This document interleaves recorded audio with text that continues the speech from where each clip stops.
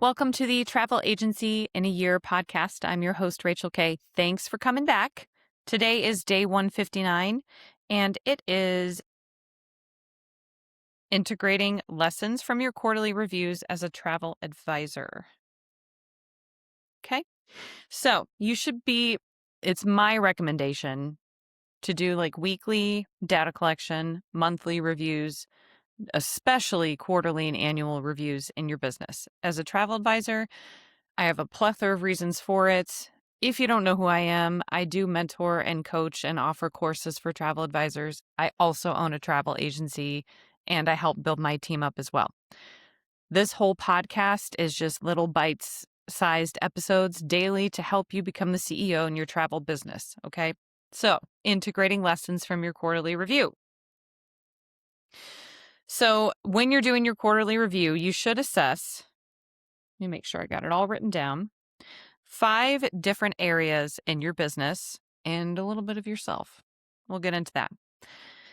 Number 1 is your sales and revenue for the past 3 months, the goal versus the reality of the situation. And you also need to look at maybe why you didn't hit those metrics.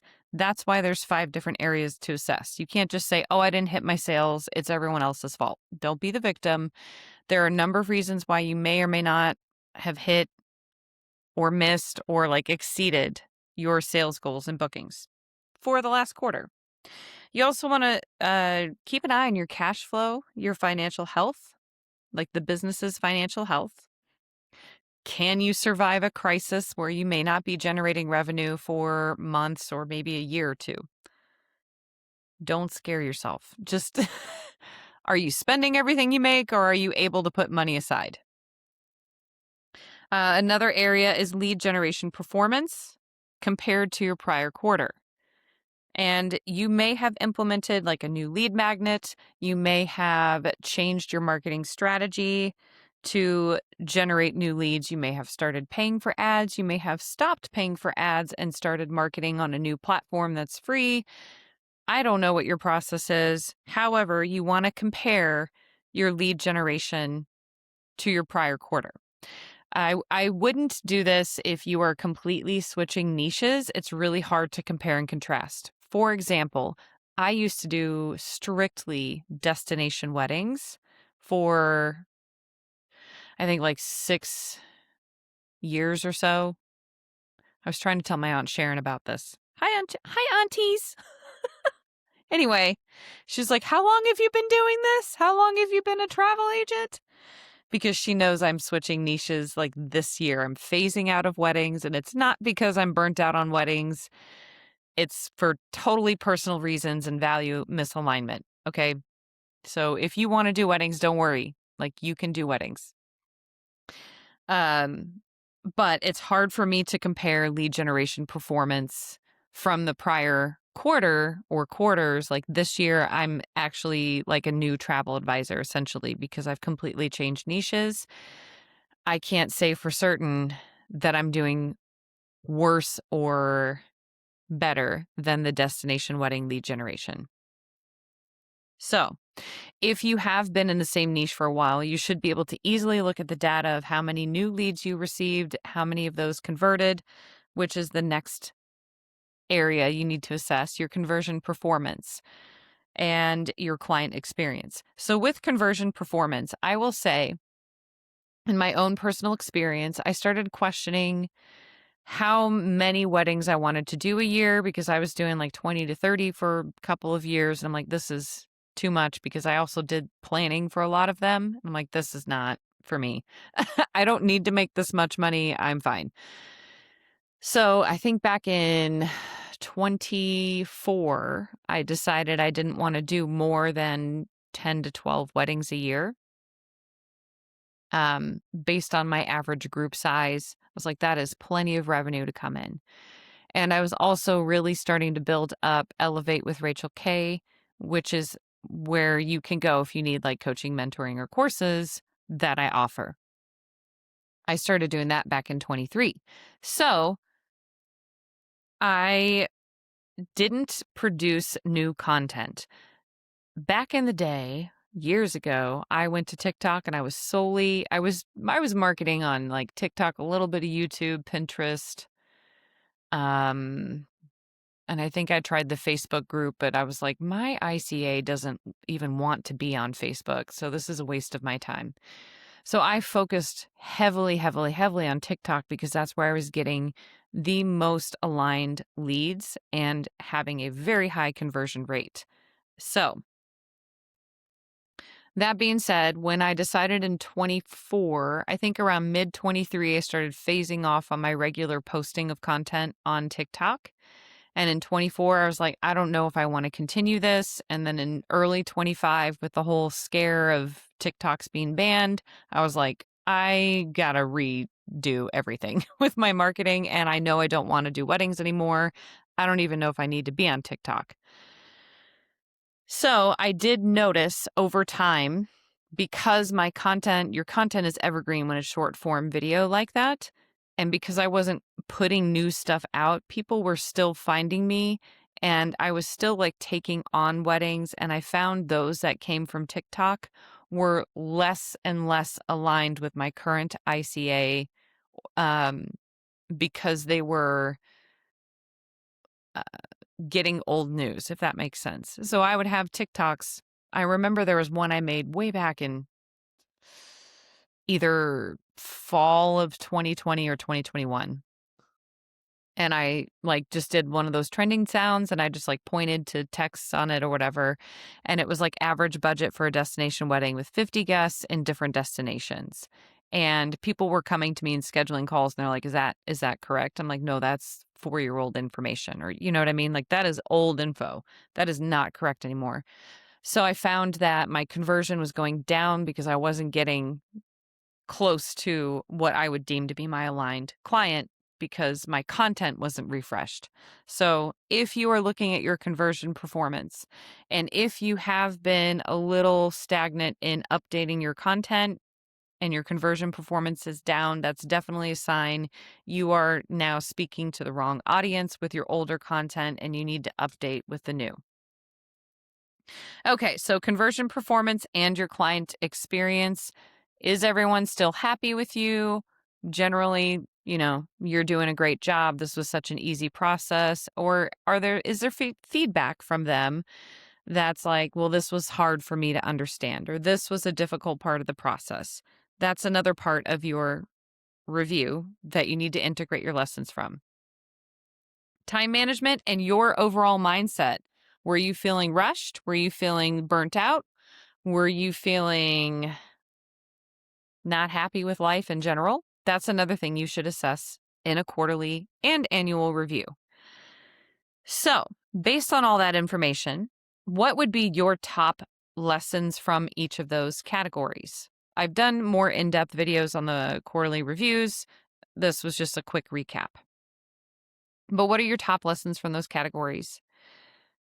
And when you see those top lessons, you want to assess how that lesson showed up in your business, what you're going to do differently, and the specific change you have to make to do that thing differently.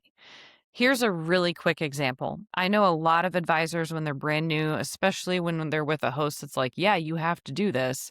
They're trained to be on call 24/7. There are some host agencies I found out that charge advisors if they don't answer the phone within a specific time frame, but then they don't allow their advisors to charge fees up front. That's just like smells of scam to me. But anyway, if you are a professional, there's no reason for you to be available 24/7. That is going to lead to extreme burnout. And let's say you went in with that as part of your business model and a strong big part of your communication philosophy in your travel agency. And then you get a surge of business. And now you've gone from 5 clients maybe a month to 50 clients a month. And you told them all, I'm going to be available 24/7. And now you've got 10x number of people just thinking they can reach out to you. And if you combine that with more social media content and you're just like have the mindset of, I want money, I want money, I want to make money, then you're probably not going to get the best clients, and they're going to fully take advantage of that 24/7 on-call promise that you've made. So in this case, if this was what you've been going through, the lesson that showed up is probably that you are not putting yourself first, and you have to put yourself first. This is just like if you were raising a child. Yes, you have to make a lot of sacrifices to make the child grow up, be healthy, and so on and so forth. And you also have to set an example for said child by, brushing your teeth, bathing, maintaining a certain level of decorum in public, things like that. So you've got to make sure that you are okay before you can take care of something else, right? And when you have that 24/7 mindset, that can lead to extreme burnout, and then you're not you're not serving your clients to the best of your abilities. So it could show up in a number of ways. Most likely it's going to show up as conflict between you, your client, the suppliers, the business in general. It's going to be a conflict. What you could do differently is you can switch to email only communication. That's going to be a hard switch to make, especially if you have clients that were used to your 24/7 promise, and then you have to say to them, nope, email only or schedule a call with me.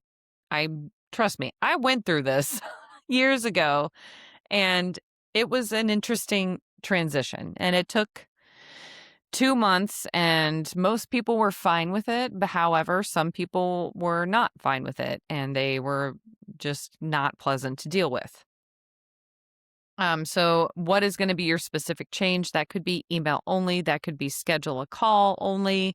It could be a combination of both. It could just simply be for now, they cannot DM you on socials. I remember it got so bad for me with the 24/7 promise. I hated the sound of any notifications on my phone, and I had trouble sleeping because any notification, even if it was just a friend texting me, I jumped to, oh, now I have to deal with something. Okay. So why are lessons learned important as a business owner? I got 4 reasons why you should consider this review process and why you should consider lessons, turning the lessons into blessings. Number 1, it's going to save you money in your business because you aren't reinventing the wheel and you're documenting what doesn't work for you. So you don't have to constantly invest in new processes and new courses and new consultants or whatever. Yes, I know I do that for a living for people, and I've had plenty of calls with people where I'm like, you don't need any of this. Stop it. Stop spending your money. You need to look at this and just do a quick change, So it will help you save money. The definition of insanity is doing the same thing over and over again and expecting different results, and you're not learning from your lessons. So integrating lessons means you're not going to make the same mistake twice, hopefully. Hopefully, you're not going to make the same mistake twice. The third reason, it's a reflection, not just of your failures, but reflecting on your successes also helps you to maintain momentum in your business. When you're like, I can do this really well, keep doing the thing that you can do really well. And that's going to help you feel good about what you're doing as a travel advisor. And it's going to help you grow in your business. And yeah, you're still going to have failures, but that success is going to help you maintain momentum. Lastly, learning your lessons drives improvement, opportunities for growth, and it can improve your processes and outcomes when serving your clients, when just managing your daily workflows. You've got to look at what you're doing, and you've got to see what lessons you can find. Okay, so that was day 159. Feel free to comment, what lessons have you learned lately and how are you going to implement them? Thanks for stopping by, and I'll see you tomorrow.